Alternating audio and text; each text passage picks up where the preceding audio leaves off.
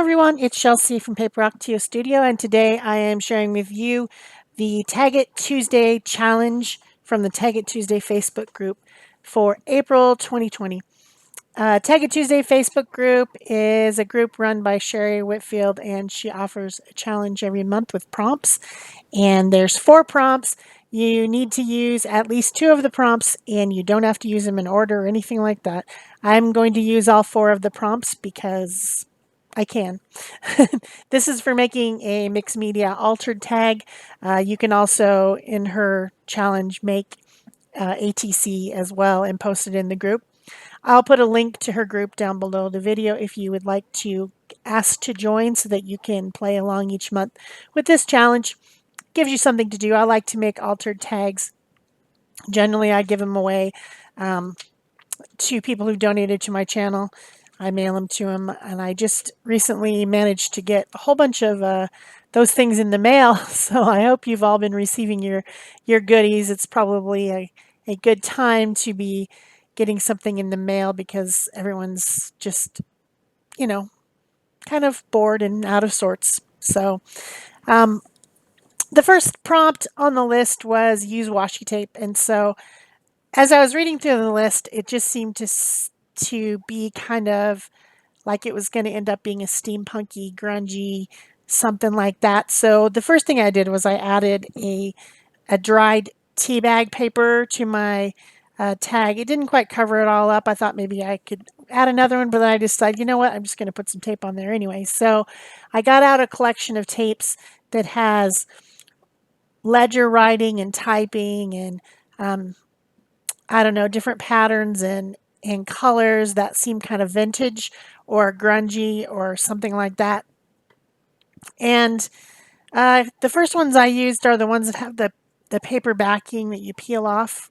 I think they're from Canvas Corp Brands, which is no longer in business. So I don't know if you could get those anymore, but they're nice, but you have to peel the backs off, which gets me a little bit annoyed. And then I moved on to the ones that you just peel right off the roll. Sometimes those can be a little bit easier, and sometimes they're not when the roll doesn't want to start. So these are just ones that I've had in my stash, and I think that a lot of us do have this type of printed tape in our stash that we should probably be using. So good for Sherry for reminding us to use it. So once that was all done, and I made sure that it was all sealed in with some matte medium so it doesn't peel up, the next prompt on the list was to use an old greeting card. And so I cut out this little dog. Not sure what kind of dog it is. It's a cute dog. And I glued that down. Well, first I added a little bit of gesso here and there on my background to just kind of integrate a little bit and maybe lighten up the background somewhat where the dog's head was going to be, because I wanted it to stand out from the background. And then I put that on the tag with Liquitex Matte Gel Medium, making sure that there was gel medium on both the back of the piece as well as the tag I was sticking it down to. When you're gluing on something heavier like that, if you're going to use a medium like I prefer to do with collage, you do need a gel medium because otherwise it just doesn't want to stick down. You could also use glue, though. You could use tacky glue or something like that if you wanted to. Another one of the prompts was to use gears, and I had these gears that Lori sent me that are die cuts. And so she sent me a nice Happy Mail package, thank you, with lots of die cuts and printed papers and even some leaves from her yard for me to print with. So I received that recently, probably yesterday, maybe. And so I picked out some that I thought would look cute on this tag and then folded up the rest of them for later. They're white. They actually kind of look cute on their white, but the thing is that they're gears and they should be, old rusty iron color. So I got out some Deco Art Fluid Media Paint in, I believe it's a sienna or maybe an umber. I get those two confused. you got your burnt sienna and your raw sienna, and you got your burnt umber and your raw umber, and I sometimes get them confused. So anyway, it's a rusty brown color, okay? It's a rusty brown color. And I used a sponge dauber to color all my little die cut gears that color. And then I also have some, um, what's this called? Ingot gold in a couple different colors. I'm putting some water in it and letting it sit for a moment because it got really dry. But you can put water in it. It's made out of beeswax and pigment, but it softens up if you put some water in it and let it sit. So once my little gears were dry, then I just applied some of that shimmery stuff, Inga Gold, to my gears to make them look a little bit more metallic because the paint was a little bit flat. But now they're the right color. They're rusty and just grungy looking. So that's better. That's better. So then I need well, there's another prompt, and I think I did things a little bit out of order, but the other prompt was to tint any medium and use it through a stencil. So I got out some of this 3D matte gel that I had, and I tinted it with copper paint. Copper acrylic paint is an acrylic medium, a gel, and I have, of course, an acrylic paint there as well. But I decided that I wanted to put the gears on first before I put any medium through a stencil because that makes it textured, and I didn't want to have to glue down the gears over the top of the textured medium. So I went ahead and used some iCraft mixed media glue to glue down all my little gears around my dog. And since I had cut something away by his right side paw that happened to be circular in shape, then that gear just really fit, that big gear fit right on there really nicely. And kind of, I didn't want to, I mean, technically the dog should show through it, but I didn't feel that it was necessary. I wanted to look at the background of my washi tapes and things through that gear. So I don't think it detracts from anything that the rest of the dog's not there. I don't think it does anyway. Artistic license. So then I got out a stencil, looking through my little ring of small stencils. This one has kind of a, I'm not sure what you'd call them, but the border on the edge has these little sort of circular swirl things on it. And I decided that those, I could put a few of those on using the tinted medium through the stencil, and it would go really well with what else was going on. And it's a brighter copper color. And then when I was done with that, I also just kind of smeared some of that medium around here and there just to add that color in other areas. And it's a shiny copper. So you'll see that when you look at the pictures, the close-up pictures at the end, you'll be able to see how putting a little bit of copper here and there also changed everything. Just made it a little bit better. So then I need to dry all this, and I'm going to dry it pretty soon here, I think, with a heat tool. That's all the prompts done, by the way. Now I'm just going to finish my tag with some different finishing ways that I do things. And I got out some acrylic paint pins. These are Poscas. I got out my Faber-Castell brush pen in taupe. And I'm adding some shadow around my little doggy and through here and there to make it more cohesive with the background so that it just doesn't look like it's just stuck on there. It's thicker paper, so it's got a little bit of texture to it, and I want it to really seamlessly blend in with the scene. And so that's the reason that I add the shadows. These pens are made out of India ink, so it's permanent.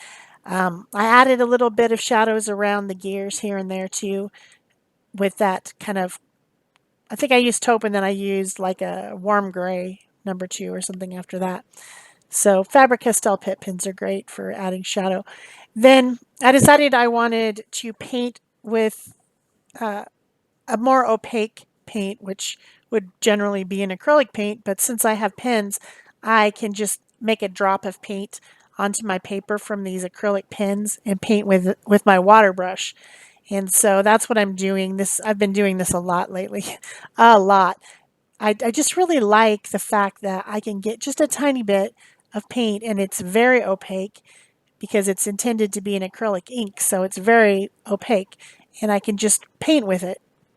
And it's painting over something like this printed picture from the card. It makes it look different. It really changes the way it looks. It looks like I made a little painting on there rather than just sticking something on there from another piece. So I used some blue and some kind of teal turquoise color on his eyes and the collar. And then I got out the black, the brown, and the white. Now the one thing is that these are my color palette is very limited. I've got a set of medium tip. I think it has 12 in the set maybe, and then I have this other set of what they call naturals, which is kind of a pastel set. Those are the limit of my colors. But amazingly, they actually, particularly the natural set, I find a lot of use for those particular colors, which is kind of strange and weird. But these pins all have medium tips, which is not my favorite. I prefer the fine tip, not the extra fine tip of the Posca pin. And so for actually drawing and writing on things, I like to use those. So I just have those in a few colors, even fewer colors. And so I just like to use these medium tip ones as ink unless I have something large to color. So yeah, that's what I do with them now. It's my new thing. I suppose I'll get over it in a while, but right now it's pretty fun. So I'm using the very finest of the water brushes as well. Excuse me. And just adding blacks, grays, and blended tans and browns to the fur, and white, of course, because this is kind of a dark brown and white dog. So just adding it in there with the fine tipped brush on the water brush, picking it up off my paper. And yeah, that works really well. It changes the look of it. You'll be able to see up close at the end of the video with the close-up photos so you can see what it looks like. Then I had some Tim Holtz Chit Chat stickers. It says, "Life doesn't have to be perfect to be wonderful." I think that's pretty much how it's going right now for everyone who is in quarantine. So that worked out for me as a saying for this one. I get a lot of joy from my little dog, Mika. She doesn't look like this dog. She's a Pomchi, which is Pomeranian and Chihuahua, apparently. Rescue dog. So that's just what the vets say she is. And kind of a reddish, sort of a Chihuahua face. You've seen pictures. But anyway, finished up with the painting. I'm going to glue this onto a cardstock backing. I like to do that with my altered tags. This one's black to just kind of set everything off, and then punch a hole and put some fibers on. So I hope you've enjoyed this project. If you have, please remember to give it a thumbs up. Leave me a comment or question below. Subscribe if you haven't already. Turn on those notification bells so that you know when there's a fresh new video to watch. And of course, you can share this on Pinterest. I always appreciate that. I forget to pin my own videos to Pinterest. So when other people do it, it's really great. I get so excited when I see them come through my feed. I don't know why sometimes I see my own videos coming through my feed. I guess because everything that I like to see on Pinterest is the same type of thing that I do. Maybe, I don't know. Anyway, I get very excited when that happens. So, yeah, I put 3 different colors of fibers on there. And one of them is a sheer black ribbon. One of them's kind of a natural looking ribbon. And then the other one is some yarn with some copper threads woven through it. So it all matches up really well. And I did put on a little bit more of the shimmery stuff just to make it a little bit more shiny. And then that was it. So here comes your close-ups. That's it for me. Thanks. Bye-bye.